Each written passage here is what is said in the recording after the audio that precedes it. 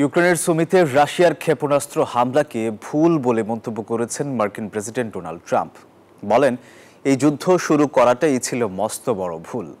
তিনি দাবি করেন, তখন তিনি মার্কিন মসনদে থাকলে কখনোই রাশিয়া ইউক্রেনকে যুদ্ধে জড়াতে দিতেন না। এদিকে রাশিয়াকে যুদ্ধবিরতিতে বাধ্য করাতে কঠোর ব্যবস্থা নেওয়ার দাবি জানিয়েছে ফ্রান্স। একই আহ্বান ইউরোপীয় ইউনিয়নের। রুশ ক্ষেপণাস্ত্র হামলায় কার্যত বিধ্বস্ত হয়ে গেছে ইউক্রেনের সুমি শহর।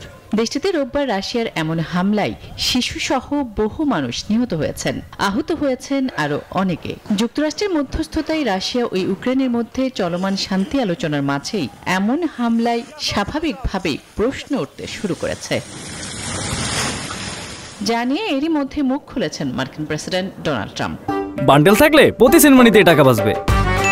বিকাশ সেনমানি বান্ডেল কিনে জিতুন প্রতি লেনদেনে। তিনি বলেন, রাশিয়া ভুল করেছে। আমার মনে হয় পুরো যুদ্ধটাই ভয়াবহ। আমি যদি তখন প্রেসিডেন্ট থাকতাম কখনোই সেই যুদ্ধ শুরুর অনুমতি দিতাম না। এদিকে ইউক্রেনের সুমি শহরে ভয়াবহ রুশ হামলার পর যুদ্ধবিরতিতে বাধ্য করতে রাশিয়ার উপর চাপ বাড়ানোর আহ্বান জানিয়েছেন ফরাসি প্রেসিডেন্ট ইমানুয়েল ম্যাক্রো। আন্তর্জাতিক আইন ও ডোনাল্ড ট্রাম্পের কূটনৈতিক প্রচেষ্টা উপেক্ষা করে ইউক্রেনে হামলা চালিয়ে যাচ্ছে পুতিন বাহিনী। এই পরিস্থিতিতে রাশিয়াকে যুদ্ধবিরতিতে বাধ্য করানোর ব্যবস্থা নেওয়া জরুরি বলছে ইউরোপীয় ইউনিয়ন।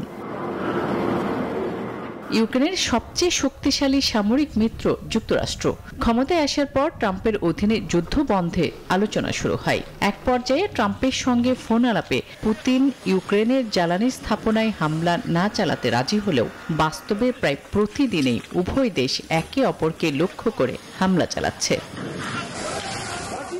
আসমা তুলি, নিউজ 24।